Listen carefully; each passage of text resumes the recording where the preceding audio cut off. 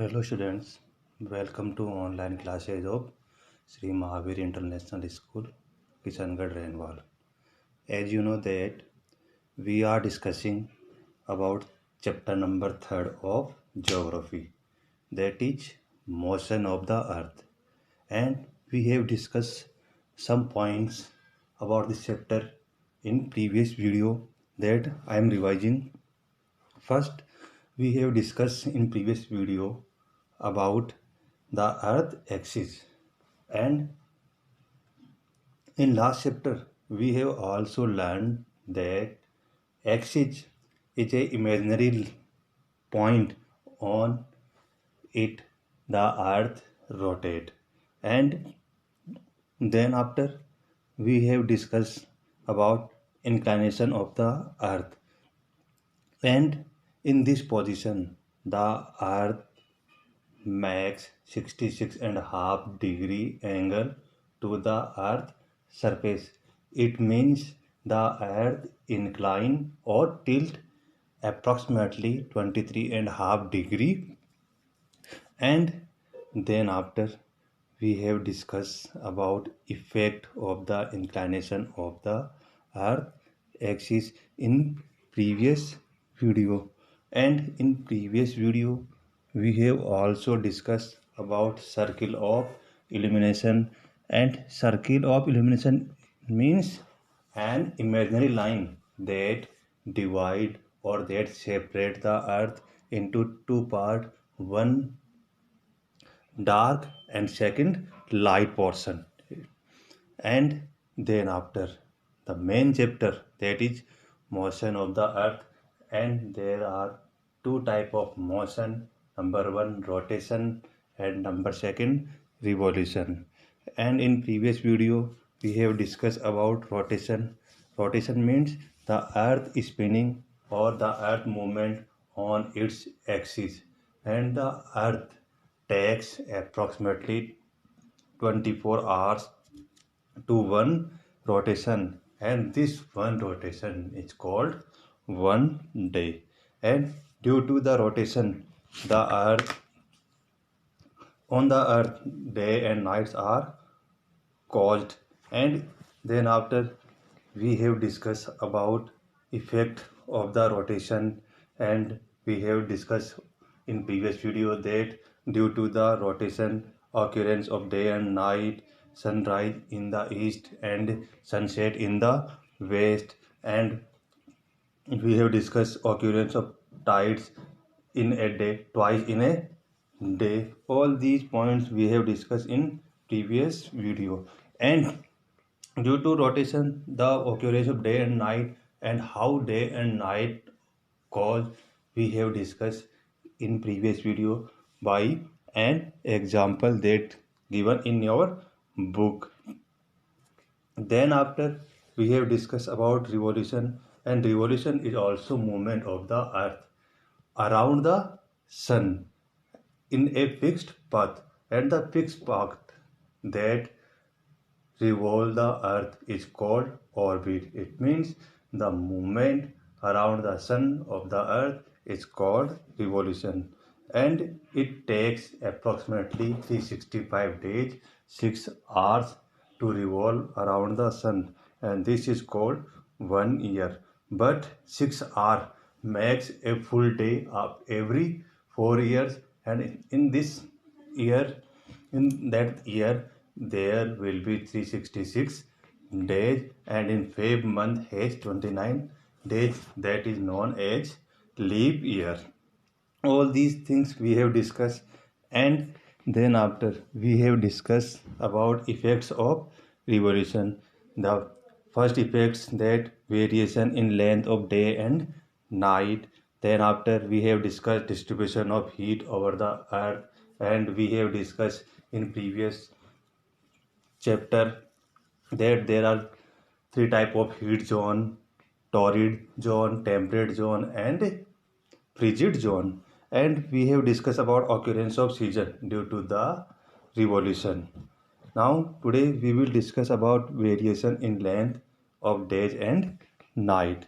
The variation in length of days and nights occurs because of the earth revolves around the sun with its axis always inclined at 66.5 degree. It means on the earth, the main reason for the variation in the length of day and night. It means when in summer season in northern hemisphere the days are longer comparison night, and in southern portion the days are shorter comparison night, and in winter season when in northern hemisphere days are short comparison night, and the southern season has just its opposite position. At the equator the variation in minimum and days and nights are equal in length throughout the year. It means on equator or at equator the variation of the inclination is minimum. That's why the variation in length of day and night are equal at equator line. Away from the equator, it means going toward the poles or going toward the north pole or south poles, the days are longer in summer and the night are longer in winter.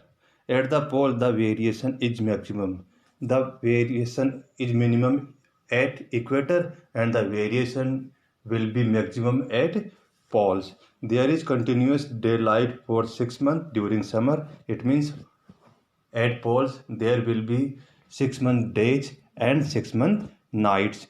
It means 6 month days in summer season and 6 month nights in winter season, and continuous darkness for 6 months during winter. Now we will discuss about distribution of heat over the earth. The part of the earth that is tilted toward the sun receives vertical rays of the sun, while the other part receives slanting rays. It means the part of the earth that facing directly sun rays, there will be the sun rays but reflects vertically, and that will get high heat. And when we goes toward the poles, the sun rays will be slanting position. Vertical rays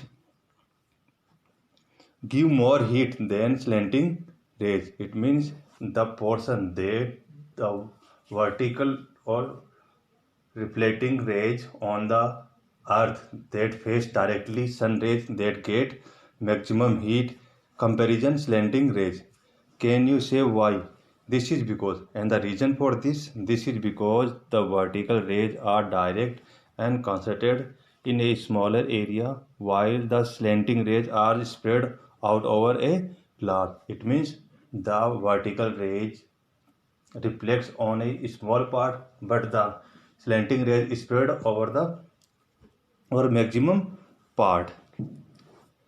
Also, the vertical rays passes through a shorter distance. It means the vertical rays passes a minimum distance of the atmosphere than the slanting rays. Thus, they lose less heat.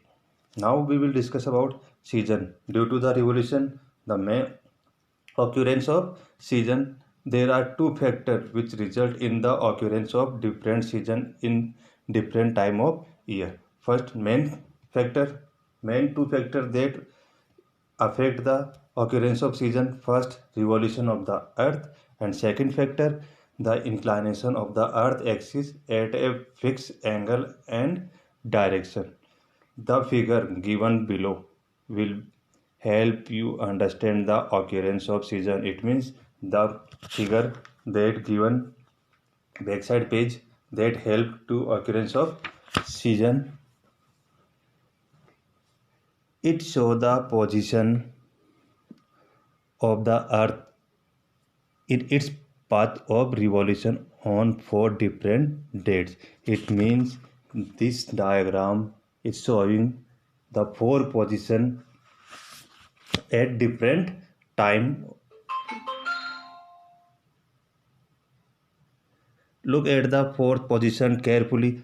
First position on 21st June. What is the position of earth on 21st June. On this date, the northern hemisphere is inclined toward the sun. It means the northern hemisphere get maximum heat. It means it, the northern portion vertically facing the sun rays of the sun. The sun rays fall vertically on the Tropic of Cancer. It means in this time period, the sun position at Tropic of Cancer. Since the rays of the sun are directly and daylight is for longer or it is summer in the northern hemisphere, it means in this position in summer season the northern hemisphere gets maximum heat and days are longer comparison night. It is summer in northern season and there will be summer season in northern hemisphere. 21st June is the longest day and the shortest night of the year in the northern hemisphere. It means on this day, it means 21st June, there will be the longest day and the shortest night in the northern hemisphere. In southern hemisphere, just opposite position. The condition are just the opposite. This region is turned away from the sun. It means this southern hemisphere far away from the sun, thus receives slanting rays. Daylight is for shorter hours, hence it is winter season, and there will be the daylight is shorter. It means days will be short and nights will be long. And in southern hemisphere, at this time there will be winter season. Now second position on 22nd December. On this date, the southern hemisphere is inclined toward the sun. It means the southern portion vertically gets rays from the sun. The sun rays fall vertical on the Tropic of Capricorn. It means in this time period, the Tropic of Capricorn gets vertically rays of the sun. So it is summer in the southern hemisphere, and in this time period there will be summer season in southern hemisphere and the winter season in northern hemisphere. Place here have the longest day, and at this time the southern hemisphere has longest day and shortest night, and in northern hemisphere the shortest day and the longest night, and the shortest night of year on this day.